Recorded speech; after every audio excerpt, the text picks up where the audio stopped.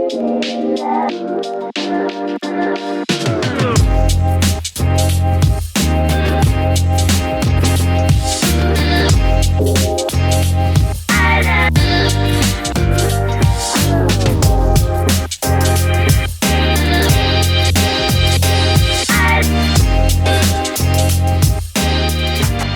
to All Good Points, episode 4. My name's Paul North.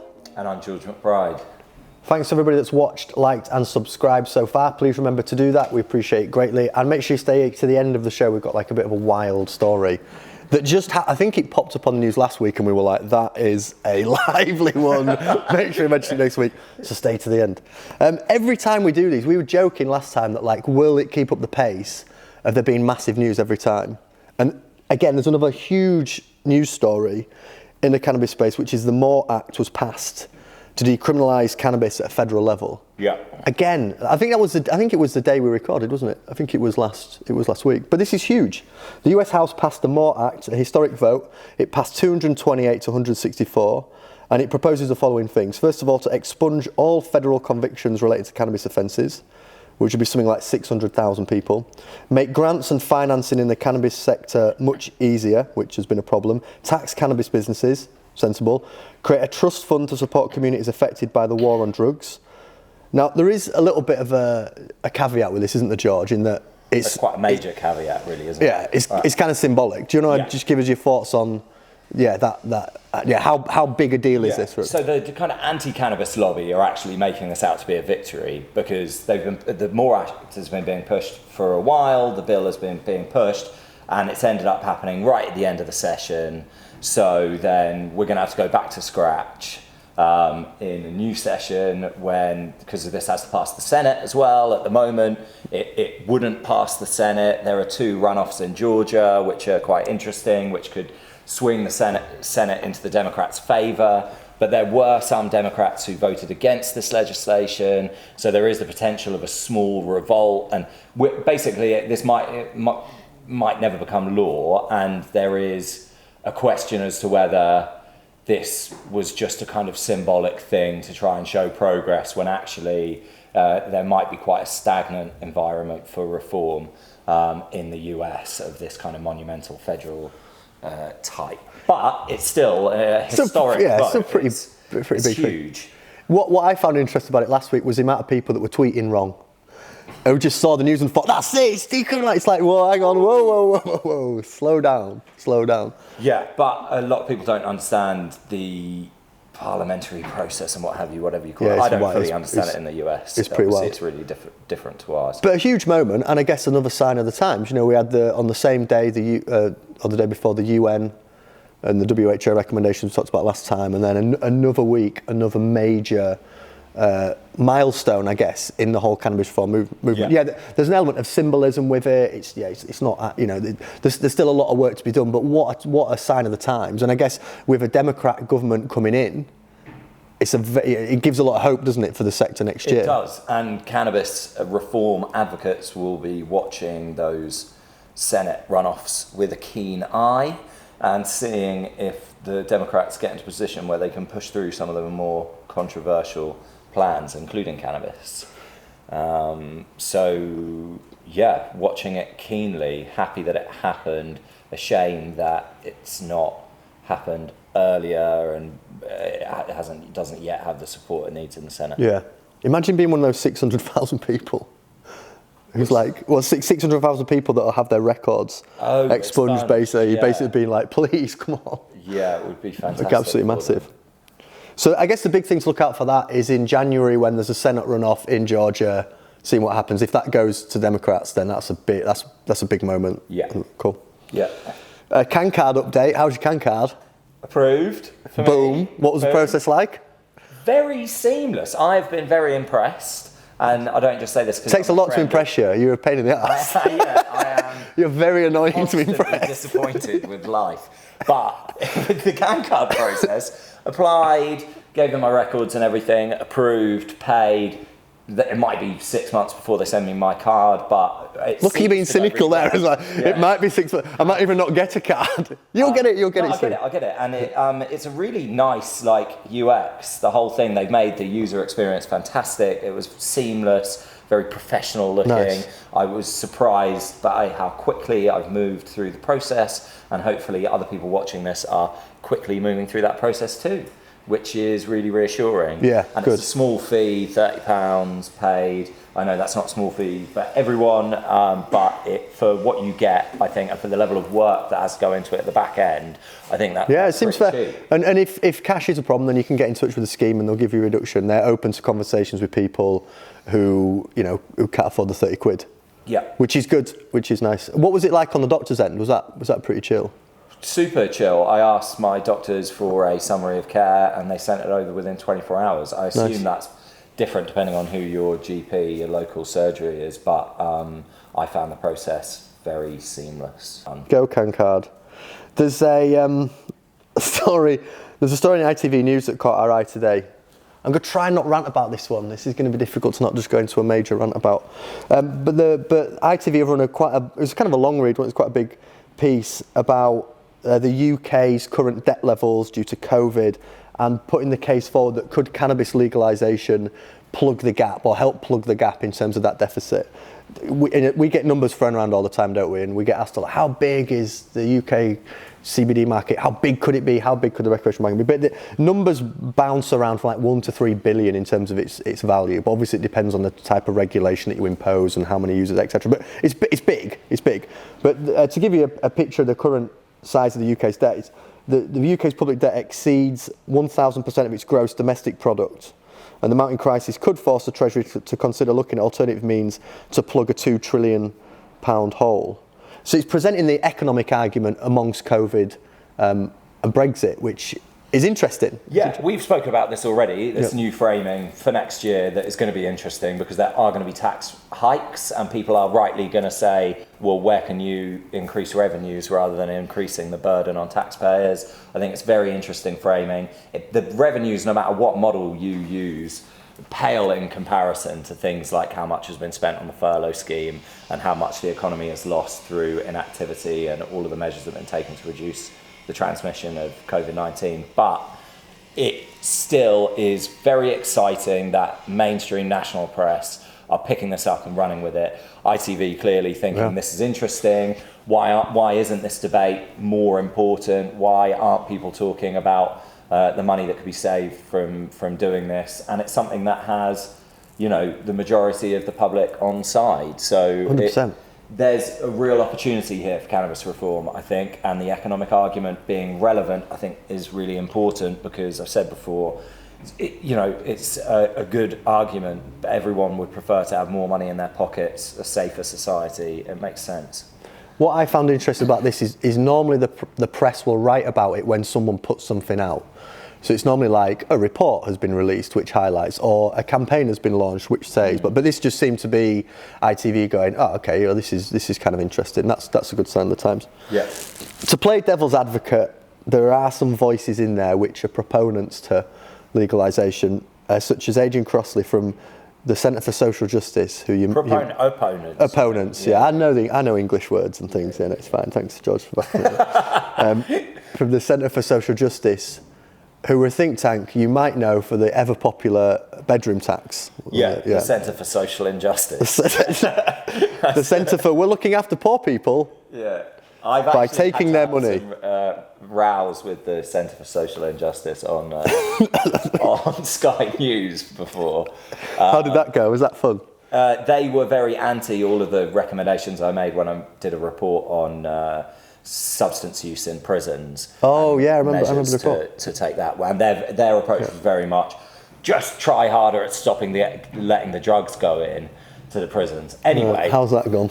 Yeah, exactly. They are proponents of the status quo and kind of very anti any kind of progressive reforms. But yeah, definitely. Depends on what your moral compass is. It does. They are fighting other people's corner. Yeah, no, for sure. And I guess ultimately, Adrian's quoted in there quite quite a bit. And what I'm not a fan of is just giving people a hard time when they don't have a shared voice. I'm not into that, and I appreciate Adrian's not here to defend himself, but the quotes and the kind of kickback he's provided is quite typical of centre-right groups, which is basically, if you legalise, you will cause havoc and you will increase use, and 10% of all cannabis users become addicted. So if you increase the population of cannabis users, you therefore create more addiction.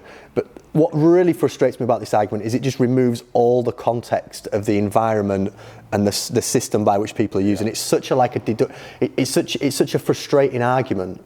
Because it's fundamental, and we were chatting about this earlier, it's fundamentally based on a truth that, like, if you legalise cannabis, more people will obviously use they're very likely to, more people are likely to use, but the harm that 10% experience is significantly different because you're doing so in a completely different regulatory model, completely different set of circumstances, which ultimately are far safer. Yeah. And you can have better funded systems and treatment services, so that 10% are looked after way better. Anyway, but and they always bring heroin into it. They always then. Oh yeah, was heroin mentioned? I missed that bit. Well, I'll tell you, George. Most cannabis users drawing a line. This is a direct quote. Drawing a line between cannabis and heroin is often about class. Most cannabis users are under 30 and they go right across the social spectrum from richest to poorest. Often with something like heroin users, it tends to be the more deprived in society. He added, many people who use drugs will be polysubstance users. They won't just use one drug, they might use multiple. I'm not suggesting everyone who takes cannabis does this, but to draw strict lines between different drugs for me often becomes nonsensical. It's just a drug that you like, that you want legal.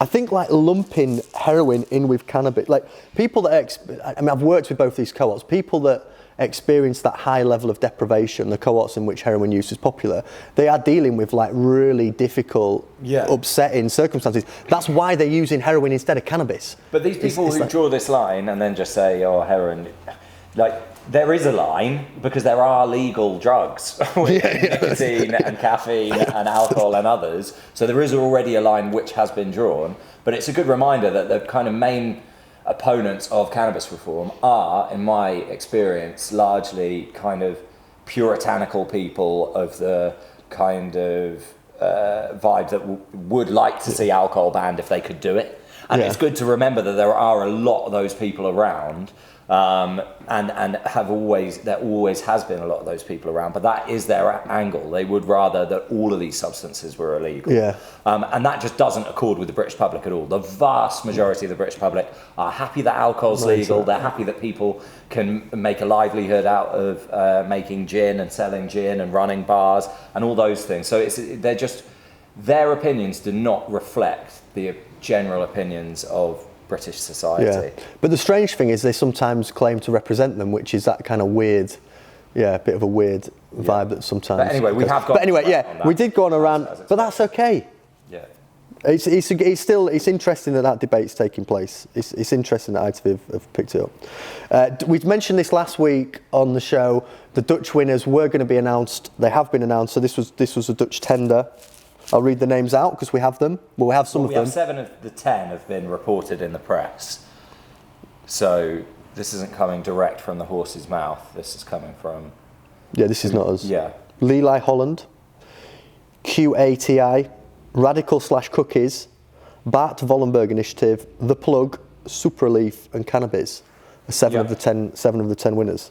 Excitingly for us, one of those is a tender pitch that we did on behalf of a client. So congrats to us. Go team. and our client. Mainly to me. Congrats to me.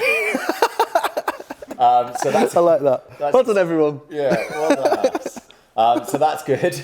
And then the cookies, I think, is the Californian edibles company, which is a big deal in the US. And if that does mean US companies moving over to Europe and legally growing cannabis for the Netherlands market, that's really cool. I'm excited about that.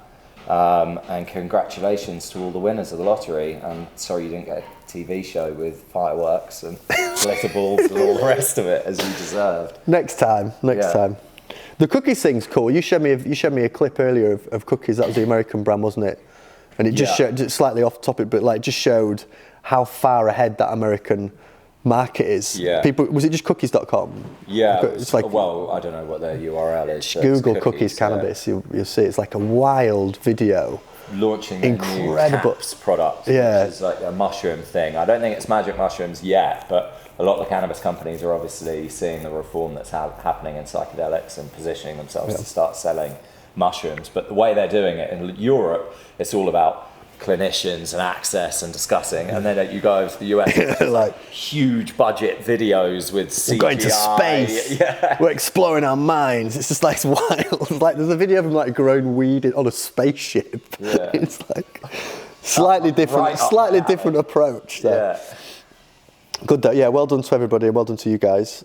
Celebrity Watch is becoming an ongoing feature. So this week on Celebrity Watch, Joe Rogan's launched a brand, Flaming Joe.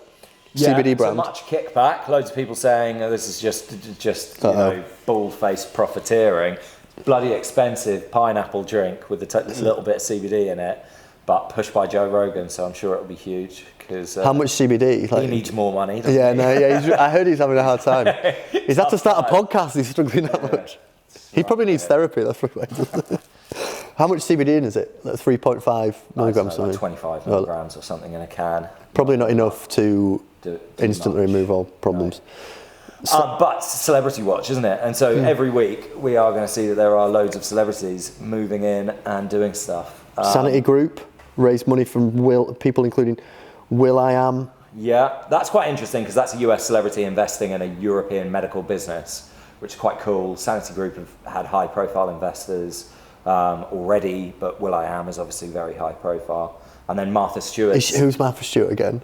Oh, I don't actually know who it is. The convicted fraudster TV chef. Oh, cool. She's got a good background. I always found it really interesting that with all the kind of allegations in the cannabis boom around investor fraud and the way in which people were raising money, that one of the largest cannabis companies got a celebrity endorsement from a convicted fraudster, which is an interesting approach. But she's still like a household name and loved across America, despite whatever it was she did. I can't remember. I don't want to be accusing her of crime. Yeah, be careful.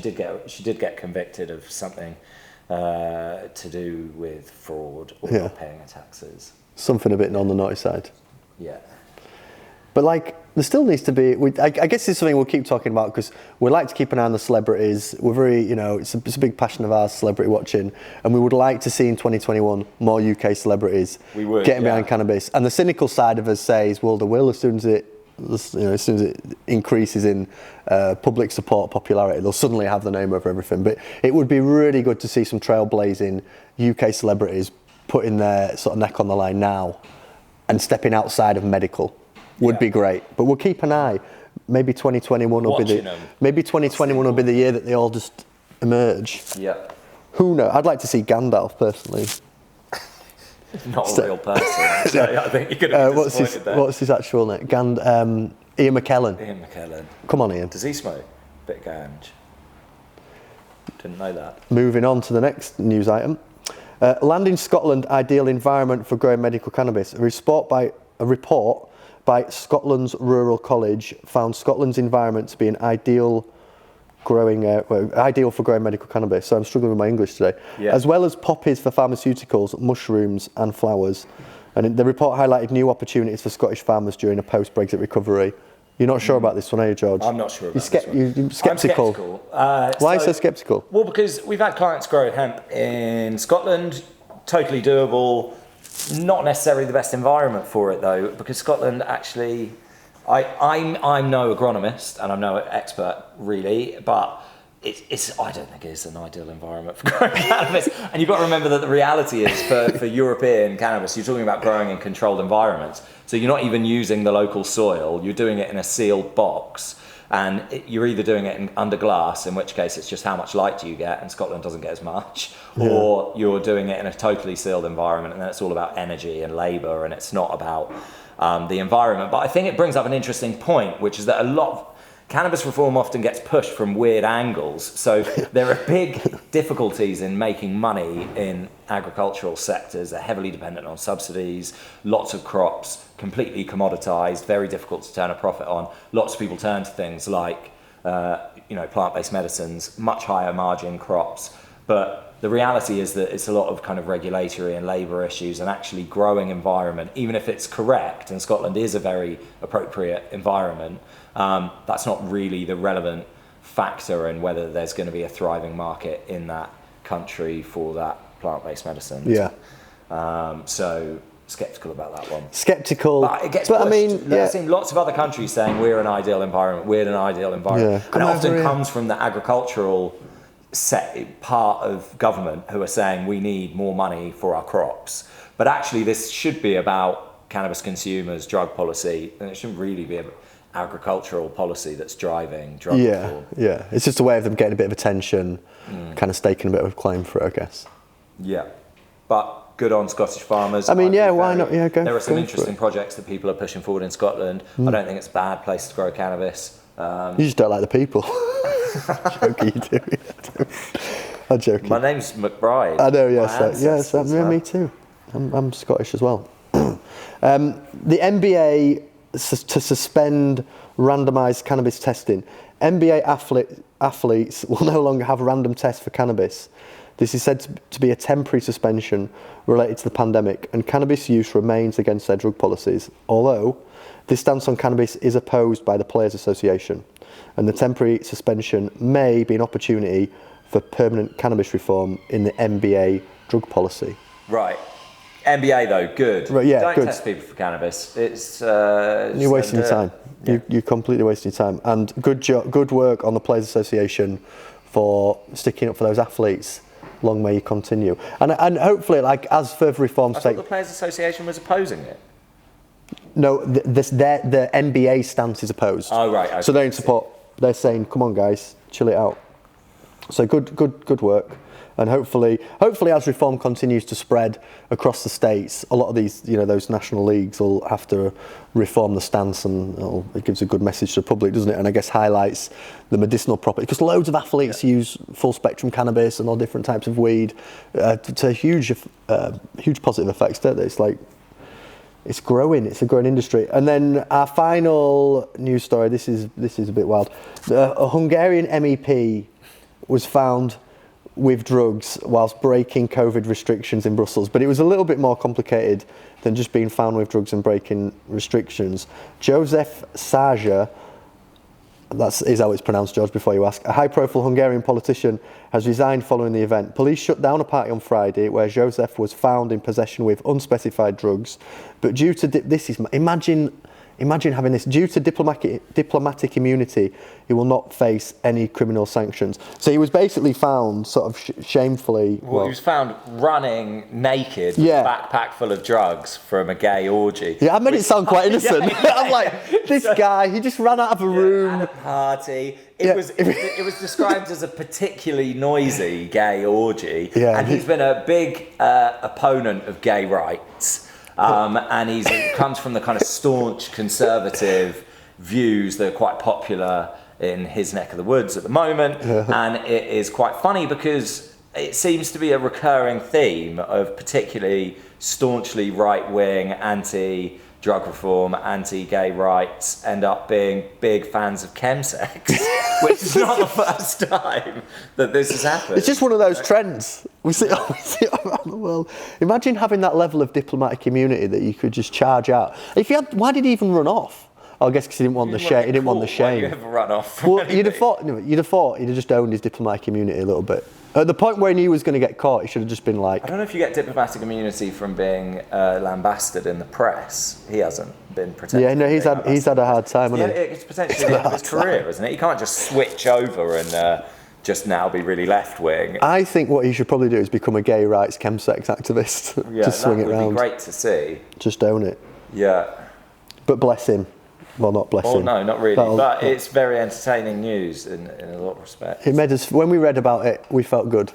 A heartwarming story from an orgy in Hungary. It's a heartwarming story of a man who apparently doesn't like drugs or gay people being found surrounded by drugs and gay people. And if that isn't a way to end the show, I don't know what else is. That's our news for this week, George. And we'll see everybody next week, where George has promised to buy me a Christmas jumper. So we'll see you next week for our Christmas special.